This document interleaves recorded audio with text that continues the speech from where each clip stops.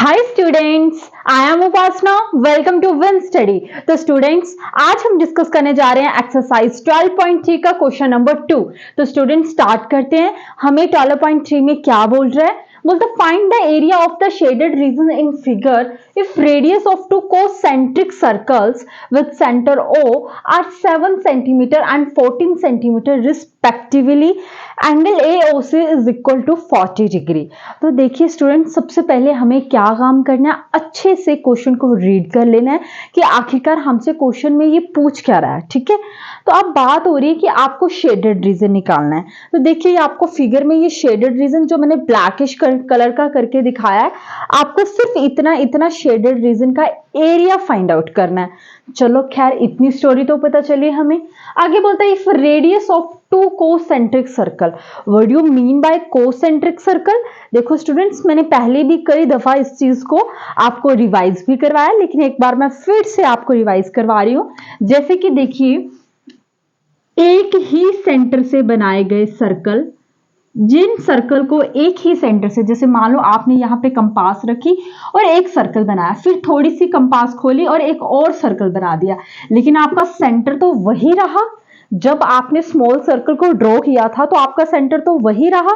तो जब दोनों सर्कल्स का जो सेंटर है अगर वो सेम रहे, दैट इज कोसेंट्रिक सर्कल।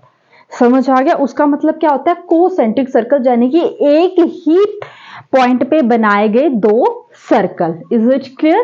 बोलता है with centre O, yes centre O पे है। आगे बोलता आर 7 सेंटीमीटर एंड 14 सेंटीमीटर। अब देखो, जो सर्कल है उसकी कुछ रेडियस भी होगी, ठीक है?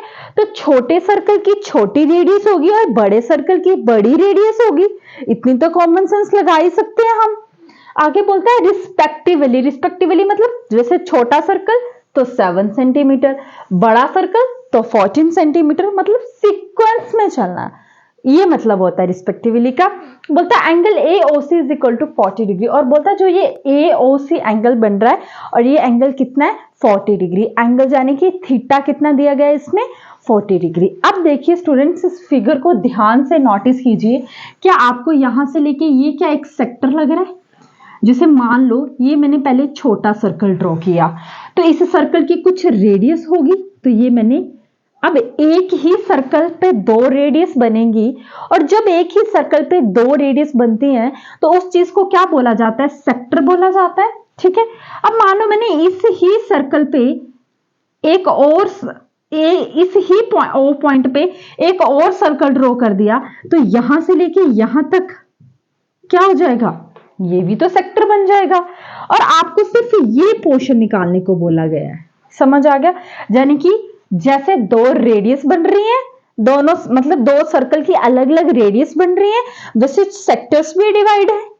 छोटे सर्कल का ये छोटा सेक्टर, बड़े सर्कल का ये पूरा सेक्टर।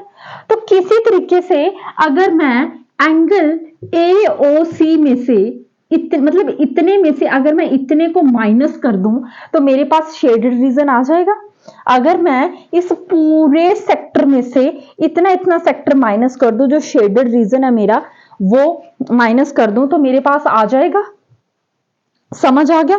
तो जाने कि आपको निकालना क्या? Area of shaded reason. तो आपको क्या करना पड़ेगा? माइनस करना पड़ेगा।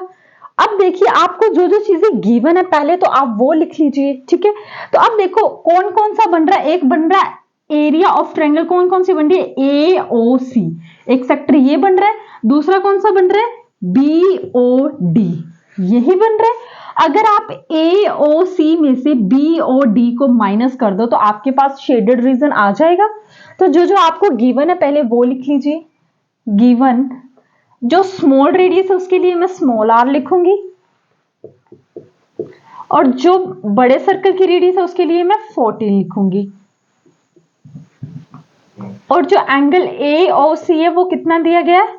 40 डिग्री दिया गया है, यानी कि थीटा आपका कितना दिया गया? 40 डिग्री। तो आपको निकालना क्या? शेडेड रीजन निकालना है। एरिया ऑफ शेडेड रीजन, जो चीज निकालनी है उसको तो लिखना ही पड़ेगा। तो क्या करना पड़ेगा मुझे? बड़े सेक्टर में से छोटे सेक्टर को माइनस करना पड़ेगा। तो लिख लीजिए area of triangle AOC minus area of triangle BOD। अब देखिए जो AOC है सेक्टर, ये एक सेक्टर बन रहा है। जो AOC है इस तरीके से ये एक सेक्टर ही तो बन रहा है। तो सेक्टर का फॉर्मूला क्या होता है? Theta upon 360 degree pi R square. अब ये मैं बड़े रेडियस की बात हो रही है तो मैं बड़ा रेडियस लिखूंगी, क्योंकि जो ट्रायंगल AOC है वो बड़ी है किससे? BOD से, तो बड़ा radius minus theta upon 360 degree pi R का स्क्वायर। अब देखिए स्टूडेंट, सेक्टर चाहे बड़ा हो चाहे छोटा हो, फॉर्मूला तो सेम ही रहने वाला है सेक्टर का। और जहां पे बड़ी रेडियस का यूज होगा वहां पे मैंने कैपिटल आर लिख लिया, जहां पे स्मॉल रेडियस का यूज होगा वहां पे मैंने स्मॉल आर लिख लिया। बाकी आप जैसे भी कर सकते हैं, ये मैंने इसलिए किया ताकि आप कंफ्यूज ना हो, क्योंकि सर्कल की रेडियस तो अलग अलग ही है ना। छोटे सर्कल की रेडियस छोटी होगी, बड़े सर्कल की रेडियस बड़ी होगी, ठीक है। अब देखिए थीटा अपॉन 360 यहां पे भी है, यहां पे भी है, पाई यहां पे भी है, यहां पे भी है, लेकिन रेडियस अलग अलग है, तो जो चीज सेम है वो कॉमन आ जाएगी। तो अंदर क्या बचा? आर का स्क्वायर माइनस आर का स्क्वायर।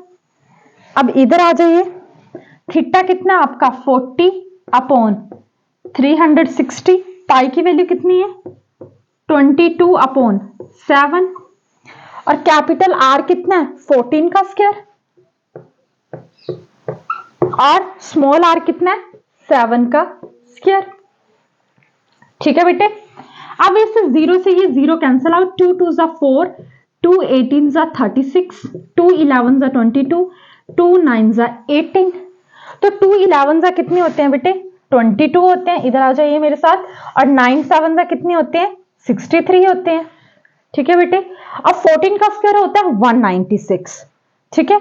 तो मैं यहां पे करके भी बता देती हूं आपको। 14 को जब आप 2 बार मल्टीप्लाई करते हो 196 आ गया यहाँ पे। वैसे तो आपको स्क्वायर रूट लर्न ही होने चाहिए। 7 का स्क्वायर कितना होता है बेटे? 49। अब क्या करेंगे? 196 को 49 में से क्या करेंगे? माइनस करेंगे। जब आप 196 को में से 49 माइनस करते हैं तो कितना बच जाता है? यहां पे कितना आ गया? 16 में से 9 गए, कितने बच रहे हैं? 7। और यहां पे कितना बच गया? 8। तो 8 में से 4 गए 4, और ये कितना आ गया? 1, ठीक है। 147 आ गया, तो यहां पे लिख दीजिए 147। 22 अपॉन 63, ये कितना आ गया? 147। ये 3 से टेबल में चला जाएगा। 3 2 जा 6, 3 1 जा 3, ये 3 4 जा 12, 2 बचे, 3 9 जा 27। अब 7 3 जा 21, 7 7 जा 49, ठीक है। तो बचा क्या आपके पास? 22 मल्टीप्लाई 7 अपॉन 3। अब 22 को करेंगे 7 के साथ मल्टीप्लाई, 7 2 का 14, 1 बचे, 7 2 का 14, 15, कितना आ गया? 154 अपॉन 3। अब करेंगे हम 154 को 3 के साथ डिवाइड, तो 3 5 जा 15, ये 0, ये 4 3 1 जा 3 1। तो इस तरीके से जाते हैं हम, तो कितना आ गया आपका आंसर? 51 1 अपॉन 3। तो एरिया तो किस में आ जाएगा? सेंटीमीटर स्क्वायर में आ जाएगा। तो ये आपका आ गया एरिया ऑफ शेडेड रीजन। तो आप लिखने को चाहो तो ऐसे लिख भी सकते हो, area of shaded region, area of shaded region is equal to 51 upon 3 centimetre का स्क्वायर। 51 1 अपॉन 3 सेंटीमीटर का स्क्वायर। तो देखिए स्टूडेंट्स, इजी था क्वेश्चन। बस आपको क्या करना है, क्वेश्चन को अच्छे से रीड करना है कि आपको क्वेश्चन में पूछ क्या रहा है, और अगर आपको क्वेश्चन समझ आ जाए फिर तो आपके लिए आंसर करना कोई बड़ी बात नहीं है, ठीक है। तो आई होप स्टूडेंट्स कि आपको मेरा ये वीडियो पसंद आया होगा, और अगर आपको सच में मेरी वीडियोस अच्छी लग रही हैं तो प्लीज प्लीज मेरे चैनल को सब्सक्राइब करें, अपने फ्रेंड्स के साथ भी जरूर शेयर करें। And thank you so much मेरी वीडियो को देखने के लिए।